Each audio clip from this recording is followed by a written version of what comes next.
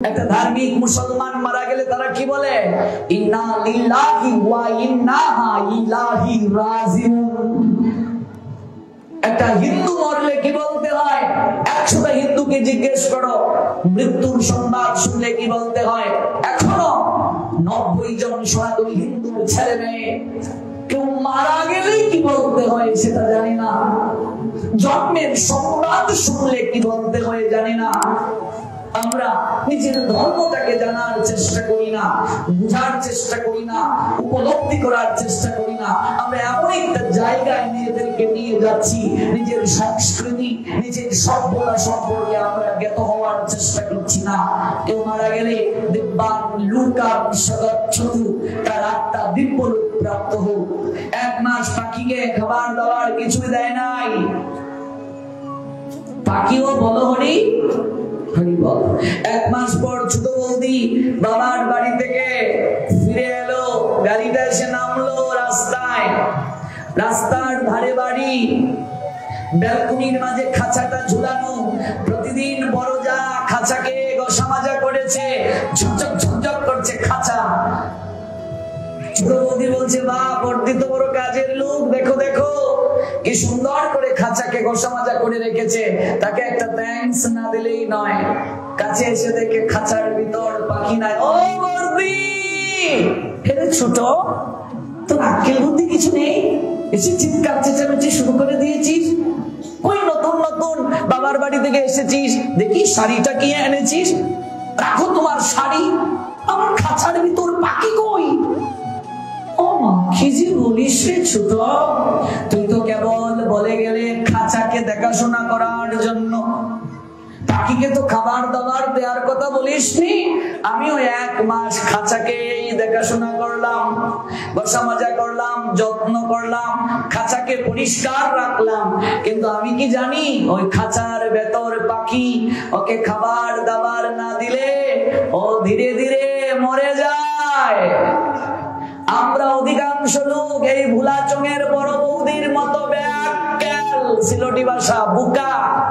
আমরা কেবল খাঁচা ঘষা মাজা, স্যান্ডেলিনা স্যান্ডেল শো বা লাইফ বয়, মুখদিবার সেদা বেদা, সানসিল, কন্ডিশনার, ফটো, বাহ সব কি মা? খাঁচার যত্ন। কিন্তু পাখিকে খাবার দাবার দিচ্ছি না। কজনের জপমালা আছে, কজন প্রতিদিন হরিনাম করছি, কেবল বড় বৌদির মতো খাঁচাকে ঘষা মাজা করছি। মানুষ সবচেয়ে বেশি এই শরীরটাকে যত্ন করে, শরীরটাকে সময় দেয়, কিন্তু এই শরীর সবচেয়ে বেশি মানুষের সঙ্গে বিশ্বাসঘাতকতা করে। শৈশবে এক রকমের শরীর, কৈশোরে আরেক রকম, যৌবনে আরেক রকম, বৃদ্ধকালে আরেক রকম। প্রতিদিন এই শরীরের পরিবর্তন হচ্ছে। চলিতে চরণ চলে না, দিনে দিনে অবশ্যই। আগের বাহাদুরি আমার গেল কই? আগের মতো খেতে পারি না, বেশি খেলে হজম হয় না। আগের মতো নাচে না রঙের বারুই। এখানে আমার বাবার বয়সী যারা, তারা যখন কিশোর ছিলেন, যুবক ছিলেন, কিংবা তারা যখন বাল্যকালে ছিলেন, এবাড়ির বড়ই গাছে ঢিল দিয়ে বড়ই পাড়া, ওবাড়ির আম গাছ থেকে আম পেড়ে লবণ দিয়ে কাঁচামরিচ দিয়ে কস কস কস কস করে খেয়েছে। ওই পুকুরে গিয়ে ঝাঁপ দিয়ে পড়েছে, মা ডাকছে উঠে আয়, কে কার কথা শুনে। এখন যদি বলি বাবা একটু কাঁচা আম লবণ দিয়ে খাও, আমার মা বলেন তোরা কি তেঁতুল খাস? আমি 250 গ্রাম তেঁতুল জাম গাছের ডালে বসে লবণ মরিচ মাখিয়ে সব শেষ। আমার মাকে বলি একটু খাও না, বলছে না রে বাবা, দাঁত ঝিনঝিন ঝিনঝিন করে। আগের বাহাদুরি আমার গেল কই? আগের মতো খেতে পারি না, বেশি খেলে হজম হয় না। আগের মতো নাচে না রঙের বালুই। এই রং বারুই, এই মন বারুই আর আগের মতো নাচতেছে না। রঙের বারুই মানে মনকে বাউল কবি বুঝিয়েছেন। চোখের জ্যোতি কমিয়াছে, চলার গতি থমিয়াছে, মন বলে চশমা লই, চশমা দিয়েও আর ভালো করে অক্ষর এখন দেখতে পাই না। দেখিন অস্মিন ইয়াতা দেহে কৌমারম যৌবনম জরা, ভগবান বলছেন তথা দেহান্তর প্রাপ্তি ধীরস্তন্ত্র ন উচ্চতি। শুনো অর্জুন, দেহির দেহ যেভাবে কৌমার যৌবন জরার মাধ্যমে তার রূপ পরিবর্তন করে চলে, মৃত্যুকালে তেমনি দেহি একটা দেহ থেকে অন্য দেহে দেহান্তরিত হয়। স্থিত প্রজ্ঞ পণ্ডিতেরা এই পরিবর্তনে মুহ্যমান হন না। এটা আছে দ্বিতীয় অধ্যায় সাংখ্য যুগের 13 নম্বর শ্লোক। As the appointed soul continuously passes in this body from boyhood to youth to old age, the soul similarly passes into another body. At that, a smart person is not bewildered by such change. দেখির দেহ যেভাবে কৌমার থেকে যৌবন, যৌবন থেকে জরা এইভাবে পরিবর্তন হয়, মৃত্যুকালে দেখি একটা দেহ ছেড়ে আরেকটা দেহে যায়। মানুষ সবচেয়ে বেশি এই শরীরটাকে সময় দেয়, এই শরীরটাকে যত্ন করে রাখে, কিন্তু প্রকৃতি জানিয়ে দিচ্ছে এই শরীরের একদিন বিনাশ হয়ে যাবে, আটকানো সম্ভব নয়। যৌবনকে ধরে রাখার জন্য যদি কোনো মেডিসিন পাওয়া যেত, সেই ফার্মেসিতে মানুষ সবচেয়ে বেশি লাইন দিত। এই যে হিন্দি নায়িকা শ্রীদেবী 39 বার টুটকে সার্জারি করেছিল লিপকে ক্যারেস এন্ড আমব্রেস রাখার জন্য, বাথটবে পড়ে মারা গেল শ্রীদেবী স্ট্রোক করে। কোনদিন তার যৌবনকে ধরে রাখা সম্ভব হলো না। অর্থ, বিত্ত, বৈভব দ্বারা, ক্ষমতা দ্বারা এই যৌবন ধরে রাখা যায় না, শরীরকে ধরে রাখা যায় না। শরীর প্রকৃতির নিয়ম অনুযায়ী গীতায় বলছেন ধ্বংস হয়ে যায়। জাতস্যহি ধ্রুবম মৃত্যু ধ্রুবম জন্ম মৃত শোচ তস্মাৎ অপরিহার্য অর্থে নতম সুচিন্ত মহর্ষি। গীতার দ্বিতীয় অধ্যায় সাংখ্য যুগ 27 নম্বর শ্লোক। অর্জুন, যার জন্ম হয়েছে তাকে মরতে হবে, কর্ম অনুযায়ী আরেকটা দেহ প্রাপ্ত হতে হবে। যারা পণ্ডিত ব্যক্তি তারা এই পরিবর্তনে মুহ্যমান হন না। One who has taken his birth is sure to die, and that one is sure to take birth again. Therefore is the unbearable discharge of your duty. You should not lament. কাজে অপরিহার্য কর্তব্য সম্পাদনে তুমি দুঃখ করিও না। মানুষ সবচেয়ে বেশি এই শরীরটাকে সময় দেয়, কিন্তু শরীরটা সবচেয়ে বেশি আমাদের সঙ্গে বিশ্বাসঘাতকতা করে।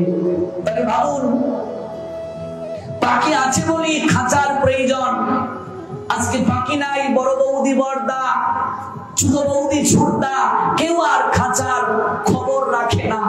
খাঁচাটা গড়ের এক কোণে পড়ে রইল। যতদিন আপনার আমার ভিতরে আত্মা আছে ততদিন যাবত এই দেহটার প্রয়োজন আছে। আত্মা চলে গেলে, রাত্রে মরলে বাসি মরা বলে কেউ স্পর্শ করে না। মরার সঙ্গে সঙ্গে ঘরের ভেতর থেকে তাকে বের করে দেয়া হয়। কত কষ্ট করে রে মন, কই রাখো ঘর বাড়ি, আগুনে পড়বে না মাথা সেদিন, মারবে বাসের বাড়ি, রইল রে তোর সাদের ঘর বাড়ি। যে ছেলেটি প্রথম তোমায় দেখেছিল পিতা শ্মশান ঘাটে, সেই ছেলেটি জ্বালবে তোর চিতা। মরার সঙ্গে সঙ্গে এই দেহটার আর কোনো মূল্য থাকে না। তাহলে আমাদের প্রকৃত পরিচয় আত্মা। এই আত্মার আহার হরিনাম হরি কথা। আমরা এই আয়োজনকারীর মাধ্যমে যে প্রসাদ পাচ্ছি, প্রসাদ শব্দের অর্থ কৃপা। গীতার দ্বিতীয় অধ্যায় সাংখ্য যুগে আছে 71 নং শ্লোকে প্রসাদে সর্বদুঃখানাম হানিয়স্য উপজায়তে। জীবের সকল দুঃখ দূর হয় যদি সে ভগবানের প্রসাদ লাভ করতে পারে। প্রসাদ শব্দের অর্থ কৃপা। এই যে আমরা আত্মার প্রসাদ পাচ্ছি, শ্লোকটা কি ছিল? এই জগতে যারা ভগবানের কথা প্রচার করে, আয়োজন করে, বিতরণ করে, 68 164 নম্বর শ্লোক দিয়ে শুরু করেছিলাম গীতা অষ্টাদশ অধ্যায়ে। ভগবান বলছেন তুমি সংশয় করিও না অর্জুন, সে অবশ্যই আমার চরণ প্রাপ্ত হবে। ইয়া ইমাম পরমং গুচ্ছং মদ ভক্তেষু অভিদাস্যতি ভক্তিময়ী পরাম কৃত্তা মামেব এষ্যসু অসংশয়। যে ব্যক্তি আমার পরম প্রেমময় গীতার কথা অর্জুন জগতে প্রচার করে সে অবশ্যই আমার চরণ প্রাপ্ত হবে।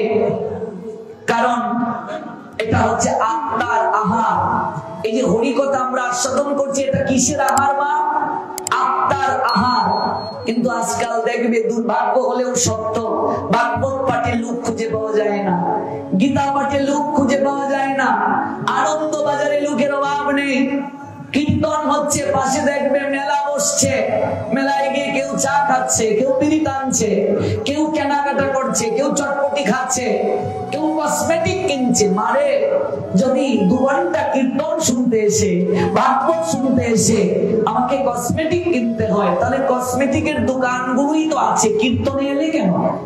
ভাগবত পাঠে কেন এলে? গীতা পাঠে কেন এলে? এখানে এসেও যদি আমাকে চটপটি খেতে হয়, এখানে এসেও যদি আমাকে 2 ঘন্টা সময়ের মাঝে বিড়ি টানতে হয়, এর থেকে দুর্ভাগ্য আমার জীবনে আর কিছু হতে পারে না। তাই গীতার উদ্দেশ্যে যখন বের হবে, ভাগবত শ্রবণের উদ্দেশ্যে যখন বের হবে, কীর্তন শ্রবণের উদ্দেশ্যে যখন বের হবে, আর কোথাও যাবে না, কোনো আত্মীয় স্বজনের বাড়িতেও নয়। যতটুকু সময় বসবে কায় মনোবাক্যে ভগবানের কথা এই শুনতে হবে। মাঝখানে আরেকটা প্রসঙ্গ টেনেছিলাম। পরীক্ষিত মহারাজ 7 দিন 7 রাত ভগবানের কথা শ্রবণ করলেন, আহার গ্রহণ করলেন না, জল গ্রহণ করলেন না, গুরুদেবের আহ্নিক মন্ত্রটাও জপ করলেন না। মনে রাখবেন, একজন দীক্ষিত ব্যক্তি ত্রিসন্ধ্যা যদি একদিন মিস করে, ত্রিসন্ধ্যা শব্দের অর্থটা বলেছিলাম, ত্রি মানে 3, সন্ধ্যা মানে সন্ধিক্ষণ, সন্ধিক্ষণে যে ভজন তাকে ত্রিসন্ধ্যা বলে। ধার্মিক মুসলমানেরা 5 বেলা প্রার্থনা করেন, যাকে নামাজ তারা বলেন। আমাদের 3 বেলা প্রার্থনার কথা বলা আছে, কিন্তু আপনি কখন করবেন? এখানে আমরা যারা দীক্ষিত আছি বুকে হাত দিয়ে বলুন তো, আদৌ কি আমি 3 বেলা আমার ডিউটি